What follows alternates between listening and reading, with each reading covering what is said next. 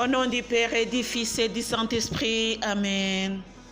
Que la paix et la joie du Christ ressuscité soient toujours avec nous tous. Mes chers frères et sœurs en Jésus-Christ, nous continuons la lecture de la Bible. Aujourd'hui, nous sommes dans le livre de la Genèse, chapitre 7. Nous arrivons au verset 7. C'est le fléau. Que le Seigneur Jésus nous donne la sagesse d'écouter et de méditer sur ce que nous sommes en train de lire. Mes chers frères et sœurs en Jésus-Christ, soyons bénis. Je suis Marie-Louise Omomararungu.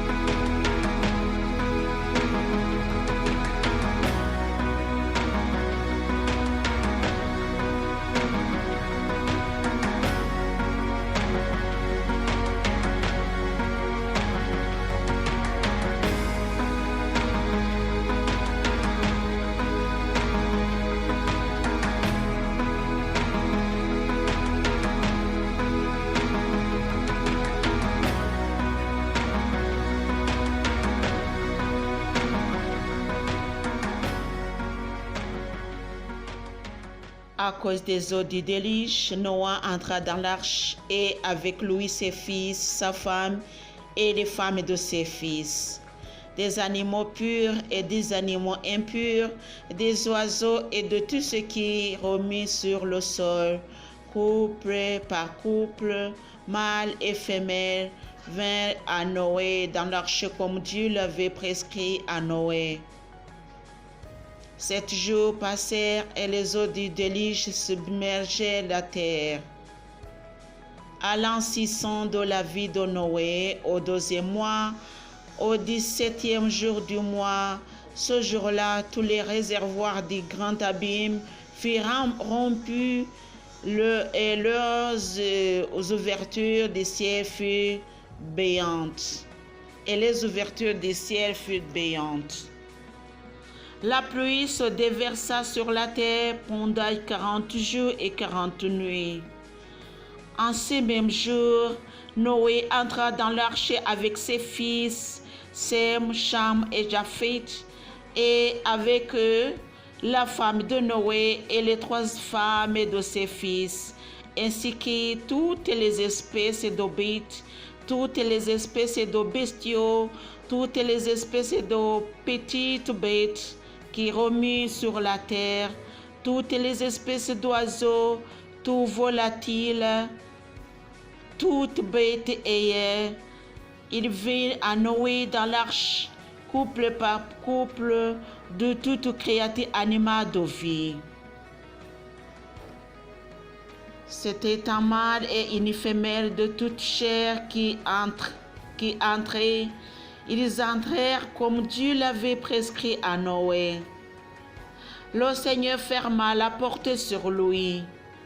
Le déluge eut lieu sur la terre pendant 40 jours. Les eaux grossirent et soulevèrent l'arche qui s'éleva au-dessus de la terre. Les eaux furent accrues, formèrent une masse énorme sur la terre et l'arche devint à la surface des eaux. La crue des eaux devint de plus en plus forte sur la terre et sur toute l'étendue des cieux. Toutes les montagnes les plus élevées furent recouvertes par une hauteur de 15 coudes. Avec la crue des eaux qui recouvrirent les montagnes, expira toute chair qui remuait sur la terre, oiseaux bestiaux, bêtes sauvages, toutes les bestioles qui grenouillaient sur la terre et tout homme. Tout ce qui respire l'air par une haleine de vie, tout ce qui vivait sur la terre ferme mourir. Ainsi le Seigneur effaça tous les êtres de la surface du sol, hommes, bestiaux, petites bêtes et même les oiseaux du ciel. Ils furent effacés, il ne resta que Noé et ceux qui étaient avec lui dans l'arche. La crue des eaux dura 150 jours sur la terre.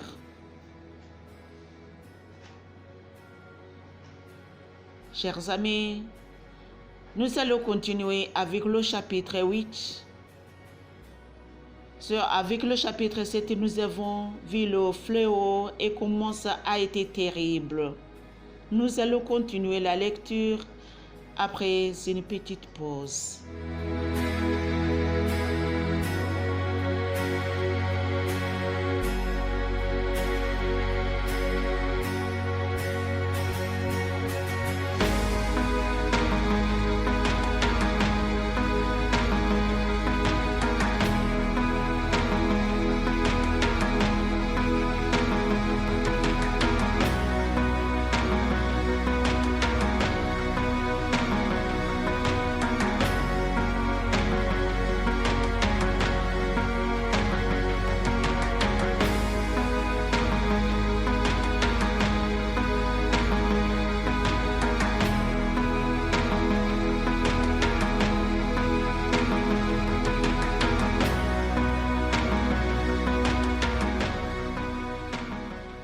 Dieu se souvient de Noé, de toutes les bêtes et de tous les bestiaux qui étaient avec lui dans l'arche.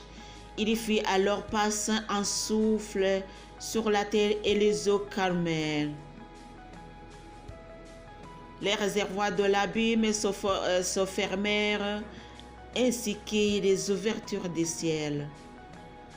La pluie fut retenue au ciel, et les eaux se retirèrent de la terre par un reflux. Au bout de 150 jours, les eaux diminuèrent, et au 7e mois, le 17e jour du mois, l'arche reposa sur le mont Ararat. Les eaux continuaient à diminuer jusqu'au 10e mois. Le 10e mois, au 1er jour, les cimes des montagnes apparurent. Or, au bout de 40 jours, Noé ouvrit la fenêtre de l'arche qu'il avait faite. Il y lâcha le corbeau qui s'envola, allant et revenant jusqu'à ce que les eaux découvrent la terre ferme. Puis il lâcha la colombe pour voir si les eaux avaient baissé sur la surface du sol. Mais la colombe ne trouva pas où poser la pite et elle revint à lui vers l'arche, car les eaux couvraient toute la surface de la terre. Il tendit la main et la prit pour la faire entrer dans l'arche. Il attendit encore 7 jours et lâcha à nouveau la colombe hors de l'arche. Sur le soir, il revint à lui et voilà qu'elle avait au bec un frais rameau d'olivier. Noé sut ainsi que les eaux avaient baissé sur la terre. Il attendit encore 7 autres jours et lâcha la colombe qui ne revint plus vers lui. Or, En l'an 601, au premier jour du premier mois, les eaux découvrirent la terre ferme. Noé retira le toit de l'arche et vit alors que la surface du seau était ferme. Au deuxième mois, le 27e jour du mois, la terre était sèche. Dieu dit à Noé, sors de l'arche, toi, ta femme, tes fils et les femmes de tes fils avec toi. Toutes les bêtes qui sont avec toi, de tout ce qui est chair en fait d'oiseaux, bestiaux, toutes les petites bêtes qui remuent sur la terre, fais-le sortir avec toi et qu'ils grenouillent sur la terre, qu'ils soient féconds et prolifiques sur la terre. Noé sortit et avec lui ses fils, sa femme et les femmes de ses fils. Toutes les bêtes, toutes les petites bêtes, tous les oiseaux et tout ce qui remue sur la terre sortirent de l'arche par famille. Conclusion. Noé éleva un autel pour le Seigneur. Il y prit de tout bétail pur, de tout oiseau pur, et il offrit des holocaustes sur l'autel. Le Seigneur respira le parfum apaisant et se dit en lui-même, je ne maudirai plus jamais le sort à cause de l'homme. Certes, le cœur de l'homme est porté au mal de sa jeunesse, mais plus jamais je ne frapperai tous les vivants comme je l'ai fait. Tant que la terre durera, sommeil et moisson, froid et chaleur, été et hiver, jour et nuit, jamais ne cesseront. Telle est la parole de Dieu.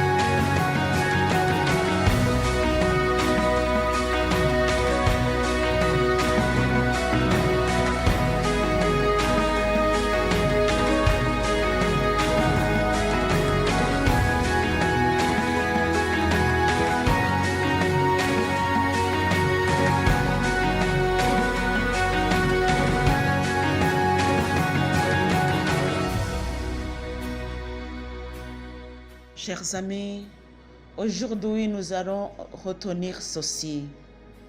À cause du péché de l'homme, Dieu a puni la terre, tout ce qui vivait, tout ce qui respirait de la laine a été puni à cause du péché de l'homme.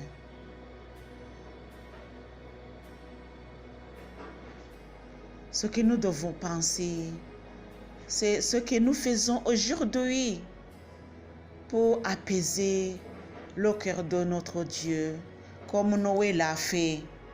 Lorsqu'il a construit l'autel et a offert des holocaustes sur cet autel, le Seigneur a respiré le parfum apaisant et se dit en lui-même.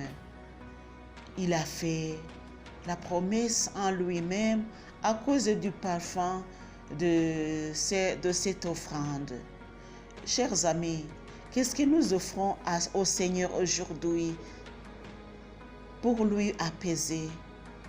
Si nous voyons autour de nous, nous voyons comment la terre devient pure, devient plus mauvais. Je dirais même que ça va de mal en pire. Mais nous, qui disent que nous sommes des chrétiens, qui prétendent être chrétiens, nous devons faire la volonté de notre Seigneur, apaiser son cœur, et lui, il va nous donner des promesses, puisque des promesses faites à Noé n'ont pas été causées par ce que Noé a demandé, mais ça a été causé par l'offrande qui devient d'un cœur pur. Et cette offrande a touché le cœur du Seigneur. Chers amis, qu'est-ce que nous faisons pour toucher le cœur de notre Seigneur? Nous devons lui offrir des offrandes qui apaisent son cœur. Et ces offrandes ne sont que faire sa volonté, offrir avec un cœur pur. Chers amis, aimons notre Seigneur, il nous aime aussi. Lui, il n'a jamais été malhonnête envers nous, mais nous sommes toujours malhonnêtes. Soyons de beaux enfants. Convertissons-nous, mes chers frères et sœurs, en Jésus-Christ pour revenir à Dieu. Que le Seigneur Jésus nous bénisse. Au nom du Père et du Fils et du Saint-Esprit. Amen.